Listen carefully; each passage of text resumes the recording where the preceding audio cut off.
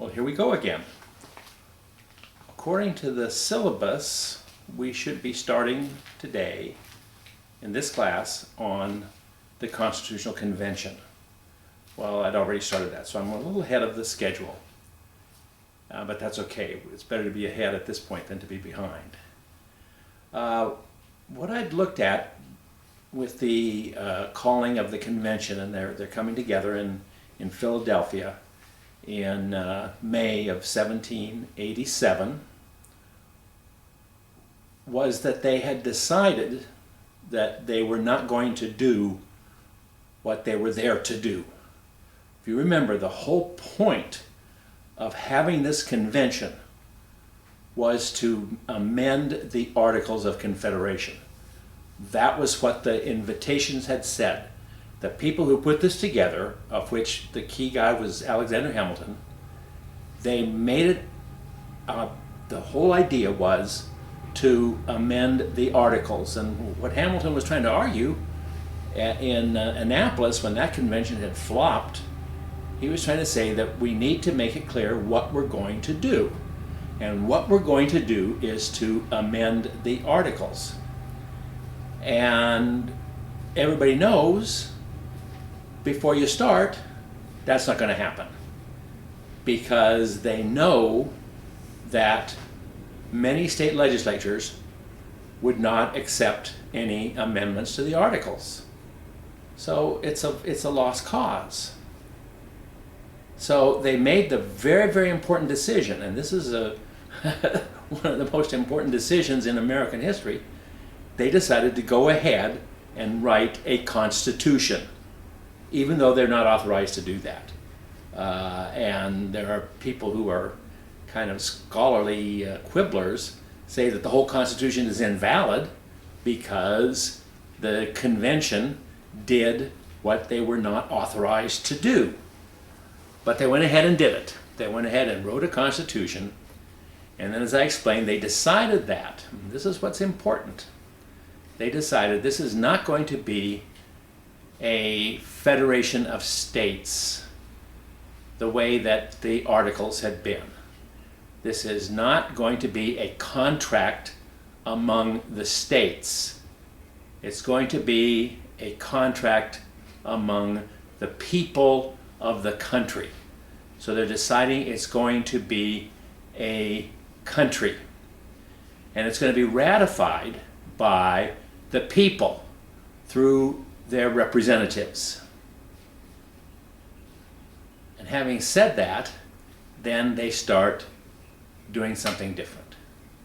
Because they're going to have the ratification be done on a state-by-state basis. So they're not getting rid of states. They're still going to have states. And this is going to be the basis, as I'm going to try to spell out today. Key thing today is there's going to be a certain ambivalence, confusion, question, uncertainty over exactly what they're doing. Are they establishing a single nation, or are they still maintaining the concept of a federation of states? And we're going to see that there's evidence for both, and that makes it very confusing. That confusion persists to today.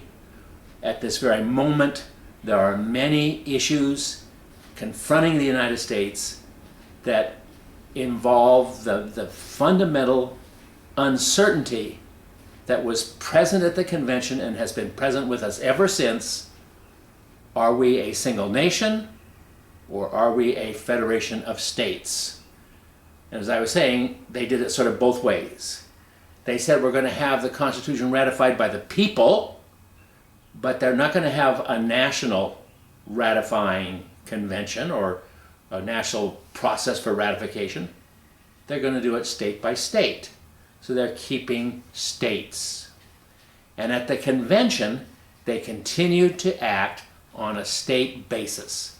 They would vote by state, as they had done under the Articles, as Congress was doing under the Articles. Each state at the convention had one vote. Each state had different delegates. Some states had 3, 4, 5, whatever. Didn't matter how many delegates they had. The delegates had to act as a state. So they voted for measures on a state-by-state basis. So they're still retaining the old state basis, even though they're not going to have it ratified by state legislatures. It's going to be ratified by the people, but on a state-by-state basis. So it's ambiguous and confusing from the outset. From the very beginning, there's an amount of confusion and contradiction in what we're doing. And as I say, that persists to this day.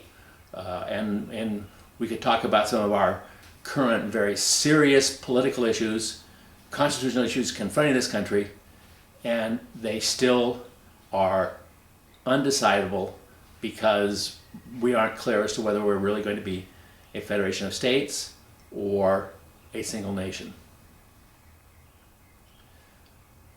But they decided to go ahead, write a constitution, even though some of the delegates pointed out that their legislatures had given them instructions as to what they could do, and they were not authorized to write a constitution. So they're just going ahead and doing it.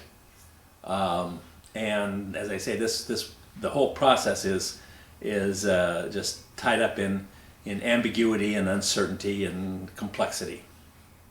But they decided they're going to go ahead, they're going to write a constitution, and then they're going to submit it for ratification, and ratification will be done by special conventions solely for that purpose. It's not going to be ratified by the legislatures, which have been around forever, but it's going to be ratified by special conventions called specifically for one reason only, and that reason is to ratify the Constitution. But it's going to be done on a state-by-state basis, and if 9 states ratify, then the Constitution will be considered ratified. That is, if the special conventions elected by the people in each state. And then I started to talk about, now that they've decided that, they're going to go ahead and write a constitution. And as I told you, Virginia presented a plan that they had prepared in advance. They came sort of ready to go. Virginia had already was ahead of the game, and they already had a plan that they introduced, a plan that was, as I told you, largely drafted in the private meetings of the Virginia delegates by their youngest member, James Madison. As I told you, that provided that the Congress would have 2 houses, which is not an unusual thing. Most state legislatures had 2 houses. Colonial governments had generally had 2 houses. And we got the concept of 2 houses from England, where Parliament had 2 houses, the House of Commons and the House of Lords. And that was something that Americans were very familiar with. They'd had that all along. So Madison's plan to have 2 houses is not unusual. It's not anything different. But what's special about his plan was that the members of Congress would be elected in districts within the states, and that the districts would be set up so as to have approximately equal population in each district. And you're going to have to do a lot of rounding off on the math to get this to work. But the concept was to have the members of the House each elected by an equal number of voters. And for Madison and Virginia, that's just obvious. A republic is supposed to have a representative body elected by the people, and that the legislature makes laws. It's the governing body, and it's supposed to have representatives, and it's only fair that each representative to be equal, the representatives should all be equal to each other, so they should be elected by equal numbers of people. But what that means is some states are going to have many districts, and some states will only be 1. And of course, the math is obvious here, and I mentioned to you this in the last lecture. I hope you remember, and I hope it's obvious to you. That means that the large states of which Virginia is the largest, the large states are going to have more members of Congress than the small states. And for Virginia, that's just an obvious thing. That's just the way it's supposed to be.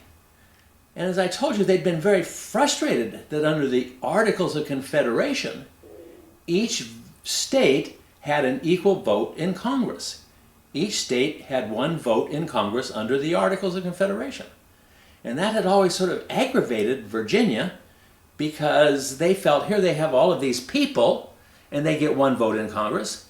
And then these little dinky states that nobody's ever heard of, nobody even knows where New Hampshire is. What's New Hampshire? Nobody's heard of it. And yet it has the same vote as Virginia with all of the people. And Virginia, I don't know what the numbers are, it had 20 times as many people as New Hampshire or whatever. So for Virginia, it's just obvious that membership in the House of Representatives should be based on the population of the state, that each state should contain as many districts as works out by the math so that the districts are all approximately equal in population. Then there would be an upper house. Members of the upper house would be chosen by the lower house, but membership in the upper house would also be based on population. So you've got a two-house legislature, both houses, based on population. And this means that Virginia and other large states will have more votes in Congress than the small states. And I don't remember how the numbers work out. You sit down and calculate these numbers. It's possible that the three or four largest states would have had a majority in Congress based on their population. You'd have to crunch the numbers a little bit more carefully than I have in my head. But the idea is that the large states would dominate Congress. And for that very reason, the small states did not like the plan. The small states rejected the Virginia plan. They liked the idea that had been part of the Articles of Confederation, that each state had an equal vote. And they wanted to keep that principle in the new Constitution. So some of them got together, delegates from various small states had separate meetings. They'd meet, in their hotel rooms in the evening or whatever, and just sit around and talk and manipulate things. One of their members was a guy named William Patterson from New Jersey, and he presented an alternative draft for the Constitution, which obviously is named the New Jersey Plan. And under this plan, Congress would have one house, as under the Articles. Under the Articles, there was only Congress, and voting in the single house would be by state. Each state would have one vote, as had been true under the Articles. And they presented that as an alternative to the Virginia plan. Now, this dispute between these two plans can be seen as a debate between the small states and the large states over power in Congress. And it was that. It's a debate over who's going to have the most power in Congress. That under the Virginia plan, as I said, maybe 3 or 4 states would have a majority in Congress. Under the New Jersey plan, 7 states representing maybe, I don't know what, again, I don't have all the numbers in my head, that the 7 smallest states, which would have, maybe a third of the population, a fourth of the population of the country, a fifth of the population, I don't know what it is, some small percentage of the population of the country, but they would control Congress because as 7 states, they'd have a majority in Congress, even though they have a very small part of the population of the country. So there's a question of power in Congress.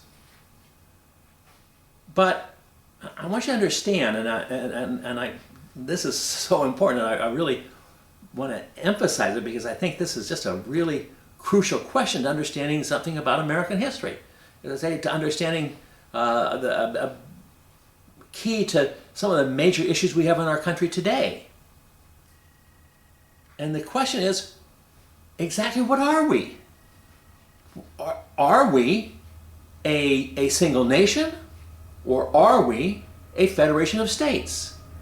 Under the Virginia plan, the idea is we're a single nation. That's why we don't care about how many congressmen there are from per state. We're not talking about state by state. We're talking about a country. And in the country, people should have equal representation. The number of people in each district that's electing one member of the House should have the same population, as close as you can get the numbers to work, as all of the other districts. And we're working as a country. We're a single nation.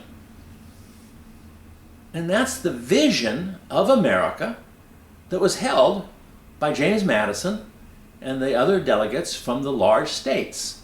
They thought that the United States should be treated as a single nation. And if that's the case, then Congress has to be set up according to the Virginia plan. But the delegates from the small states were still saying, yeah, but we're states.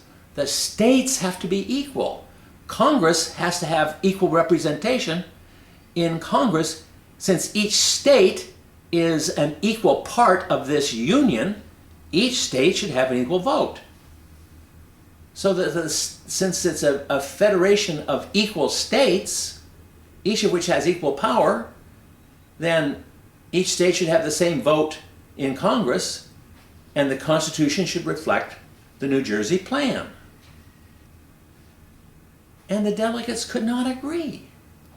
They went through weeks of debate, repeating some of the same arguments over and over again, but unable to reach a decision because they don't have an answer to the fundamental question of what is the United States. If you want to put this at sort of a simplistic grammatical level, is the noun United States a singular noun or a plural noun? Are we states united, or are we a country, the United States? Well, they went round and round about this for a long time, and it looked like they were never going to be able to resolve it. They can't resolve the question of which plan to use because they can't resolve the question of what the country is going to be. And so some delegates were getting, after several weeks of futile debate that just sort of goes on and never gets anywhere. It's just everybody saying the same thing over and over again. Some of the delegates were getting a little bit confused, a little bit frustrated and angry and wanting to go home and feeling this was a waste of time. They weren't going to ever get this done, and so why bother? Just quit. Just give it up and forget about the whole thing. And some of them were ready to go. And then the delegates from Connecticut came up with the obvious solution to a problem. Whenever you have a dilemma and you've got two plans and you can't decide which to do, find some sort of a compromise. Is there some way we can get out of this dilemma? And they were in a box. They were really at the end of a cave with nowhere to go. So you have to find some way to have a compromise. So the delegates from Connecticut proposed a compromise, which is sometimes called, obviously, the Connecticut Compromise. It is also called, more commonly I think, the Great Compromise. It's called the Great Compromise because it was the key to the convention. If they had not had that convention, they weren't going to go anywhere, and everybody would have gone home, and who knows what we would have done without a new constitution. Would we have gone back to the Articles? Nobody liked the Articles, and We don't know what we would have done. It's hard to imagine what would have happened in American history if we had not been able to work out that great compromise. And I hope you understand what the great compromise is if you know what goes on in the United States today. I mean, this is what we're going to do. We're going to have two houses, which, as I say, is very familiar, and that's a solution that people know about. And the two-house legislature is the norm, so that's easy. And we're going to have one house that we call the House of Representatives that's based on the Virginia plan, because for the House of Representatives, representation is based on the number of people in a state. It's based on population of each state. The number of members of the House that each state has depends on its population. But the other house, which we're going to call the Senate, is going to be based on the New Jersey plan, and in that house, each state will have 2 votes. But each state will have an equal vote in the Senate. And reflecting the fact that the idea of the Senate is that it's representing the states, it will be elected, the members of the Senate will be elected by the agent for that state, which is the state legislature.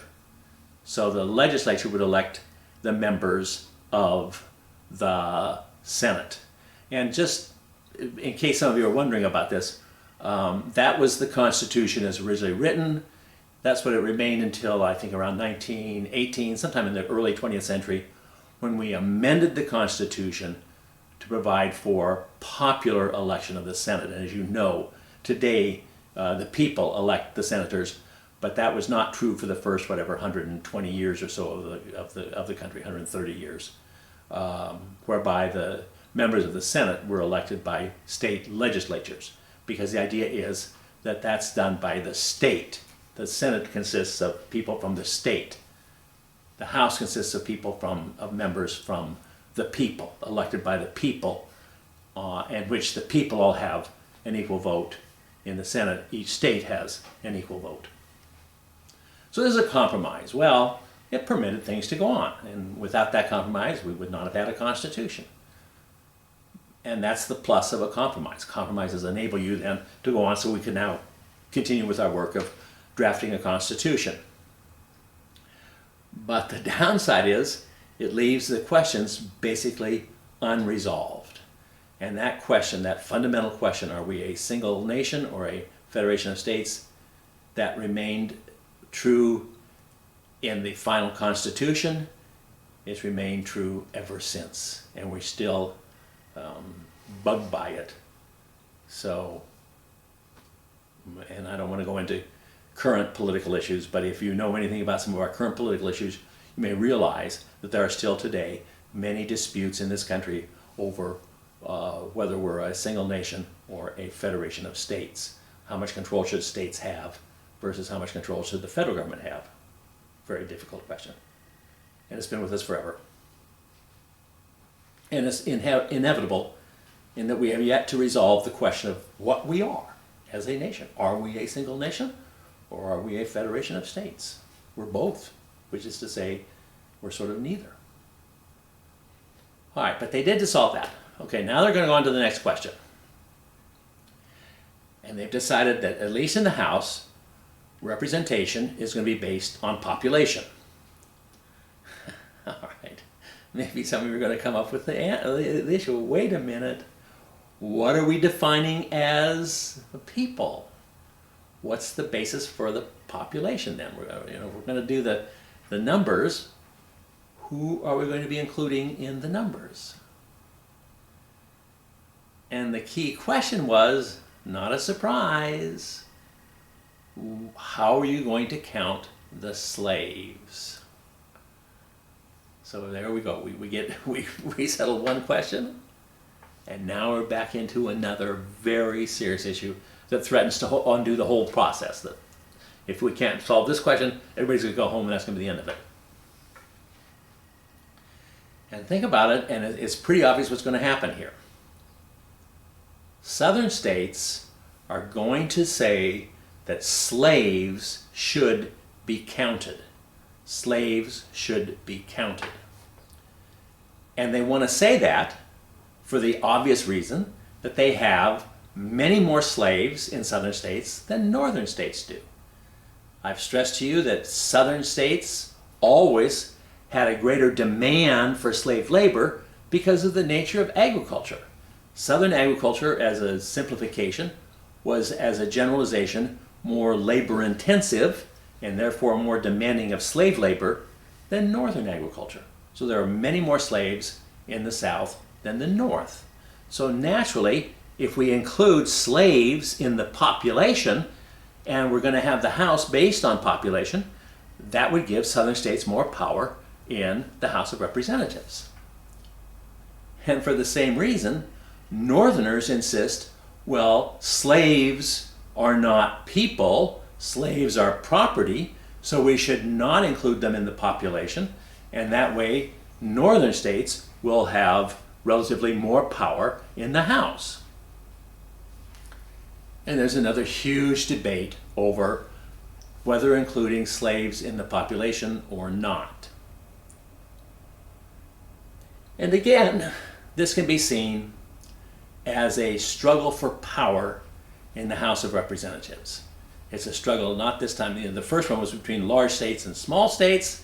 Now we've got it, that one is settled. Now we're going to have one where it's northern states versus southern states. In both cases, it's a struggle for power. And again, on this issue, they came up with a compromise. They decided just to count slaves as 3/5 of a person. That would sort of split the difference. They didn't do it half, they did it 3/5. And they decided then that slaves would be counted as 3/5 of the population of white people. And that's fine. I mean, you just sort of, instead of, the North wants to count the slaves as 0, the South wants to count them as 100%, well, split the difference, 60%. Okay, so that's what they did. And you can see it that way. And again, that settled the issue, and then we went on to other things. Well, you can look at it that way, and that's the way it certainly was. But to me, the real story here is they're talking about slavery, but they're only talking about it in terms of representation in Congress. Nobody there, never at all, did anybody have the courage to raise the question, wait a minute, are we even going to allow slavery in America? We're basing this on the idea that all men are created equal, that all men have certain inalienable rights. Why are we not including black men in that issue? And nobody wanted to confront that. And I've told you that there were people there at the convention who were not slave owners. There were certainly, most of the Southerners had some slaves or had ties to slavery. And many of the Northerners had maybe at some time in their life had some tie to slavery. But there were people there who were not enthusiastic about slavery. But none of them came forward. None of them, there's one man who did, and I'll tell you about him in a second. But nobody came forward with the real, to me, the serious question is not whether you count them as half, 25%, 60, whatever, 3/5, 4/5, 2/5. The real question is, should you have it at all? Why should you have slavery in this country?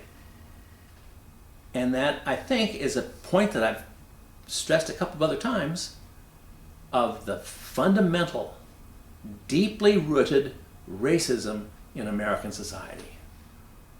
We could not get outside racism, even in our convention, to come up with a new constitution. That would have been a perfect opportunity to have debated it, to have asked ourselves the question, wait a minute, do we really want to have slavery in this country? People were real conscious of of writing a constitution for a country. I mean, that's why they worked so hard. That's why they stayed in there and they kept going and they went round and round about these things because they wanted to have a constitution. They were real conscious about the idea of we're writing a draft for a new nation. It's going to be based on people. It's not based on monarchy. This is not where the government is run by a king and then everybody just takes it for granted that there's a king, that the king comes first, and then you go from there. No, this is going to be one that starts with the people. So why not really do it? Why not do it right? Why not do it for all the people? But they couldn't. They couldn't get out of that racist box that they were all in. Even some of the really good guys there were a number of really good guys at Philadelphia. I don't mean to say they're all a bunch of evil slave owners. Many of them are good, decent people. Most of them were. But even the good, decent people had slavery or racism just impressed in part of their whole worldview. Their whole conception of existence is based on the idea that there are different races of people and that matters, and that only white people can be allowed to have all of these new things, that people of color, whether they be African Americans or Native Americans, they're just out. We just don't even consider them. Well, that's too bad. But you need to understand that about American history. We cannot escape the fact that even though there were people with good, decent views and fine human beings, they still accepted racism as a guiding principle, and so they were not about to confront the issue of slavery. Now, I started to say there is one exception. I have to grant. There's a member of the delegation from Pennsylvania. He's not real well known in American history. He's from Pennsylvania, so he may have been a Quaker. And I don't know that. I should look up and find out if this guy was a Quaker or not, because Quakers would have been among the people who would the most likely to say, oh, wait a minute, slavery is contrary to God's will. And I don't know, his name was Gouverneur Morris. He was a member of the Morris family, which was a very, very wealthy family. I think it was his brother, Richard Morris, was one of the richest men in America and was one of the key rich men who had convinced his rich friends to support the whole revolutionary cause during the war. He was, when Congress was desperate for money, it was Richard Morris who loaned a lot of his own money to Congress under very hazardous conditions, and he convinced many of his rich friends to do the same. So he was one of the key guys, Richard Morris was one of the key guys during the Revolution to enable us to finance the war as best we did. And then I think it was a member of his family. I think it may have been his brother. His name has got an odd first name, Gouverneur. And at one time during the debates, Gouverneur Morris just said something kind of off the top of his head. He said, you know what? Why are we even talking about slavery here? Should we even include slavery? Should we even have slavery? And everybody just went nuts. Shut up, shut up, shut up. Don't even bring this up. We don't want to hear about it. We can't deal with this. We don't want to think about it. We don't even want to, let's not even pretend that it's here. Nowhere in the document does the word slavery appear. It appears indirectly, and there are a couple of provisions that refer to it, including this whole 3/5 compromise. They never used the word slavery. They didn't want to say slavery. They didn't want to think about slavery, but they knew it was there, and there were other ways that they did it. There's certain things about Congress not being able to abolish the slave trade for 20 years. I mean, there were other issues that came up that they used euphemisms for slavery without wanting to say the word, because that's a no-no word at the convention. Nobody wants to think about that. And so that was the end of it. That's the closest they ever came to really having an honest, serious discussion over this very serious question. Are we going to have slavery in America? oh, we just take it for granted, we just assume, we're not even going to think about it. Yeah, of course we are, of course we have to, you know, end of the story. So that then permitted the whole Congress, the whole Constitutional Convention to go forward between the Great Compromise and now the Three-Fifths Compromise, and now they could move on to other issues. As I was saying, this whole idea of a two-house legislature is very familiar to them. And so that the idea of a two-house legislature is not really a controversial issue because people accepted that. And they accepted it because they'd always had sort of an understanding, without ever putting it into words, that two houses were a good thing because one could kind of check the other. Now, nobody had ever spelled that out. You may be familiar with the phrase checks and balances. And that was a phrase that was sort of made up by little Jimmy Madison as part of this whole Virginia plan. This was his thinking.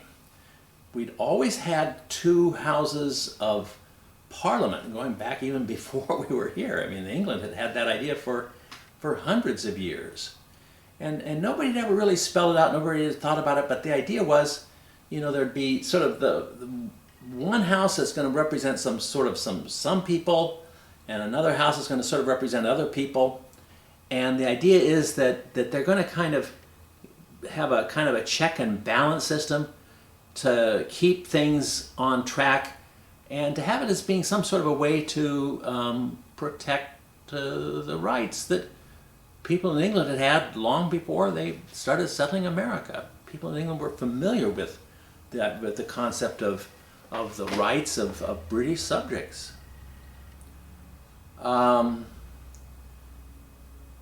Americans are very conscious of that too. And what they're very conscious of is that we want a republic, and a republic is based on the idea of government by representatives of the people. So we definitely are committed to that, and nobody wants to have any kind of a hereditary system here. The idea of hereditary monarchy or something like the House of Lords where there's a hereditary aristocracy. No, nobody wants that. That's out of the picture. But at the same time, there's a certain hesitation to let the people get too involved. There's a sense that's very conscious here in the convention. People are very, very aware of the idea that the people as individuals are all good, decent human beings, but that something happens when they somehow come together as a mob. Some sort of a collective hysteria takes over. A word that they used a lot at the convention was passion. The people were subject to fits of passion. They would become overwhelmed. Human beings, this is a kind of a view of human nature. Human beings would get involved with each other. They'd get into some sort of a mob situation. This is the way things happen. And as a mob, they would just go crazy, and that as a mob, they might indeed be a threat to liberty, which is kind of ironic that people were very aware of the irony of the fact that, you know, we want to have the people ruling. We don't want an elitist system where a few people with inherited power can run things. We want it to be done by the people, but the irony is that the people themselves, if they get into a mob situation, if they get into some sort of situation where they're overcome by this word passion, that they're willing to take away the rights of other people. A term that they used, and they were very conscious of it at Philadelphia, was the tyranny of the majority. So you want to have a government there that protects against tyranny. That's the whole point. You have a Republican government so that you don't allow tyranny. You don't allow tyranny where some little elite group, some minority, has power and they impose their will on the people. And the way you prevent that is with a republic, with a legislative body elected by the people, and you have majority rule. Majority then is to ensure that the things that the government does are in keeping with the will of the majority. The majority rules. But there's the danger, and these guys all knew about the danger. The danger was that the majority might use its power to deprive some minority of their rights. So they're real conscious of the tyranny of the majority. And a lot of the discussion is that they're sort of aware of this, and they were all sort of in agreement that this is a real problem, and they just struggled with finding some way to prevent that. And the basic idea, and Madison sort of spelled this out. Madison, he's always sort of in the background because he's just a kid. Well, he's the youngest person there, but he's sort of the mysterious man in the background who's always doing all the writing. But he talked about the need to guard against the tyranny of the majority. And the way you do that, and there's no guarantee, because he says, human beings are just human beings. I mean, we have to deal with human nature. We can't change human nature. We can't make people suddenly become good people under any circumstance. They're just the majority. The people are the people. And if they get into a mob, they're just going to go out and raise hell and just destroy everybody else's rights. But what you can do is, you can't guarantee anything, but what you can try to do is to set it up so that there's different bodies, different groups of people that can check each other. So that the whole concept here of checks and balances is key to this whole system. It's key to the Constitution. And as I said, they'd always sort of had it in their minds with the two houses that they'd had from colonial days. Every colonial government had a two-house legislative branch. They just didn't think of it that way. They didn't think of the concept of checks and balances, or they didn't use that terminology. They just sort of had a sense of it. And Madison was the one who came out and said, well, look, this is what we've been doing. Let's just call it is. Let's call it checks and balances. And for that, you have a two-house legislature. And it's good that they're elected in different ways, so that they're not just copies of each other. One is going to be elected by the people. The other is going to be elected by state legislatures. The House serves for 2 years. Senators will serve for 6 years. We're going to kind of make them different so that they can have a check and balance against each other. But let's go one more level. Let's have another check and balance in this. And here's where Madison is really ahead of everybody else in his thinking, and he's putting things into writing. He's putting things into writing that people had always sort of thought of, but had never really articulated. Madison wrote it down and said, we're going to have different branches of government. We're going to have a legislative branch consisting of Congress, and that's going to have two houses to sort of check each other. But we're also going to have an executive branch to check Congress. And the idea is that, in Congress, the House might become captive of some mob group, some sort of hysteria. And since it's elected by the people, and the people are just so prone to fits of passion, and they just go off the deep end, and they just get crazy about something. They decide to vote for some crazy thing. And the idea is that the House is going to be a little bit more sober, a little bit calmer, a little bit more reflective. They don't have to worry about appealing to the people. So that the idea is that it's good to have the Senate sort of elected indirectly so that the senators will be somewhat more reflective and more sober in their thinking and less inclined to fits of passion, or at least in leading the people with their fits of passion and catering to them by needing to get their vote. So the Senate can kind of check that. But we need another check.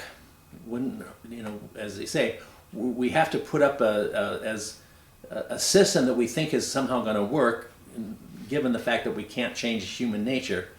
What's the best we can do?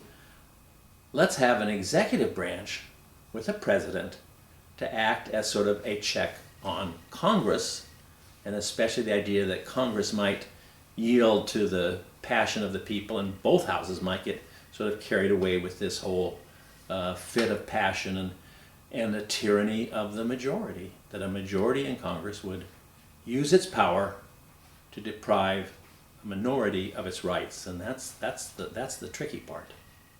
That's the thing you have to have. So he had a president. And then we've got to figure out how to choose a president. And that became very, very complicated. And they really couldn't figure that one out. And they went round and round about that one and had all kinds of discussion about that. Alexander Hamilton, who was sort of if there was a guy who was responsible for having a convention, it would be Hamilton. He had worked with a bunch of people who were not calling themselves Federalists. Incidentally, the people who were supporting this whole thing are openly referring to themselves as the Federalists. But their real leader is Hamilton, and he was the one who'd come up with the idea of even having the convention, and had worked very hard to ensure that it would happen. And so his idea was to have the president elected for life. And that would mean he would never have to worry about going back to the people. He would never have to send to the will of the people, who might be just a mob, and in order to be reelected and just have him be elected for life. Well, nobody went for that idea. Hamilton had a tough time, and as a matter of fact, he got kind of piqued and aggravated that nobody was listening to him. Nobody was paying any attention to what he said, and his feelings were hurt because he felt, this thing is mine. I mean, I'm the one who had is responsible for this convention, and now that it's here, nobody's paying any attention to me. Everybody's ignoring me, and they said, no, we don't want a president elected for life. And the obvious reason is that sounds too much like what? Monarchy. All right. No, we want nothing to do with anything that has the semblance of monarchy. And Hamilton argued, well, no, this is not a monarch. I mean, this is entirely different. Monarchs become the king by birth. Their dad dies, and their dad's the king, so they become king, and then they're the king for life. But it's hereditary. This is going to be elected. This is totally different. The people are going to elect the president still, so it's not monarchy. And he's right. His plan of having a president elected for life is not the same thing as monarchy, where the king's just done by inheritance. But it was too close to it. It seemed like it just kind of smacked a monarchy, so nobody would deal with it. Nobody went for that, and eventually Hamilton got ticked off and went home and said, well, I'm not going to talk to you guys anymore. If you're not going to pay attention to me, to hell with you, I'm leaving. So they've decided they're going to want to do this. So they want to have the president elected in some way, but they don't want him elected by the people. I mean, the idea is that he's supposed to be a check against the people, because of the danger that the people are going to constitute a tyrannical majority, that they're going to be a majority bent on tyranny. And his job is to prevent that. And he can't do it if he's elected by the people. So they set up this whole idea of the electoral college, and it's a kind of a complicated process. And in fact, and I don't have time to get into the details because it takes too long to explain the whole thing, because it was complicated, because they screwed it up, and we had to change the Constitution in 1801. And it didn't last very long, didn't work very well the first couple of times. The first couple of elections were disastrous because of the way they set up the whole electoral college. But but the idea was that they kept is that the president is going to be elected by electors, not by the people. And who chooses the electors is something that each state will decide for itself. Each state will decide how to have its electors chosen. And the assumption was, and this is true in most cases, is that the legislature itself would choose the electors, and the electors would then choose the president. And in keeping with the whole idea of a compromise between the idea that we're one nation versus a federation of states, the number of electors that a state's going to have is sort of equal to the number of representatives based on its population, plus the number of senators, which is 2 per state. So that means that the states that have very few people, have few representatives, nevertheless they have a great deal of power in the electoral college, because the electoral college is sort of reflective of it's not reflective of the population, because you throw in those 2 senators per state, that just screws up all the numbers. But they came up with this idea. Okay, so we've got this idea of checks and balances with the House and the Senate in the legislative branch, checked by the president in the executive branch. And as you know, Madison had 3 branches. Now this is really unusual. This is now different. This was something that nobody had ever thought of before. So here's a lot of what Madison is saying is something that's kind of familiar to people. They kind of have an idea about checks and balances. They didn't use the terminology. They kind of had an idea of a legislature and an executive branch. They didn't use that terms. They didn't use the branch. But the ideas were there. But the idea of a judicial branch, nobody knows about that one. Nobody had ever thought about that. Now, I've talked a little bit about the courts. There are courts. There's always been courts. And everybody knew that courts and judges are a key part of a whole governing structure. I mean, that's the key thing. But the job of judges was to determine what law applied and how it applied in individual cases. Judges are not making laws. They're not involved in the legislative process. They don't do that. They just interpret the law and apply it in a certain case. They don't just do things out of the blue for nothing. The legislature just decides, we're just going to pass some laws. Judges only get involved when a case comes to it, when they are asked to make a decision on a specific case. And they decide, here's what the law does. And that's what they're going to do. That's what they've always done. And Madison says we're going to have a court.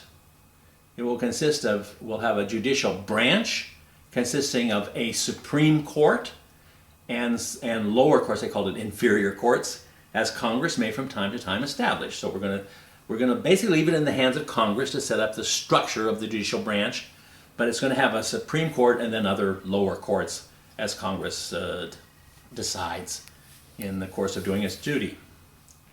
And the number of judges on a court and so forth, all of the other things are going to be in the hands of Congress. What he didn't say, but what he sort of implied, is that courts often, I mean, they do this all the time, they have to say, well, here's one law that says this, and if you follow that, then this is what would happen in this case. But if we follow another law, this is what will happen in this case. And they have to say, well, but here is what the real law is. Here's how we decide this thing. We're going to use this law because it somehow has priority over the other one. It's a more recent law, or it's got some other standard, some reason. And this is what judges do. They say, in this case, the law is this. And what Madison says is that when they do that, the judges will always regard one law as the supreme law. There's going to be one law that always overshadows everything else. And that law will be the Constitution. Now, the implication of that was something that many people didn't get because it's so novel. This whole idea of the judges doing more than just deciding case by case, that just didn't occur to anybody. But the implication is that if Congress passes a law that in some way conflicts with the Constitution has priority, and the court could then decide that the Constitution had to come ahead and that the other law, even if it was an act of Congress, was unconstitutional. And what that says is, and it's just sort of implied, and I say people didn't get the whole idea of this, but the idea is that that the court can declare an act of Congress unconstitutional. And in a sense then, the court can become a protector of liberty. The court becomes kind of the final arbiter. If Congress passes a law, deprives somebody of their rights, the mob takes over Congress, the mob takes over both houses, the mob even takes somehow control of the presidency, and they pass through a law that's a violation of minor rights, minority rights, the court can then act to protect those rights by declaring that law unconstitutional. So the Constitution is now done, and it's designed to uphold, with the system of checks and balances, it's designed to uphold a system of liberty for all. We've got to now ratify it, and that'll be the subject of our next lecture. For today's lecture, I want you to, as a little essay, just write about what contribution did William Patterson make to American history? What did he do, and what became of his idea? That's your question.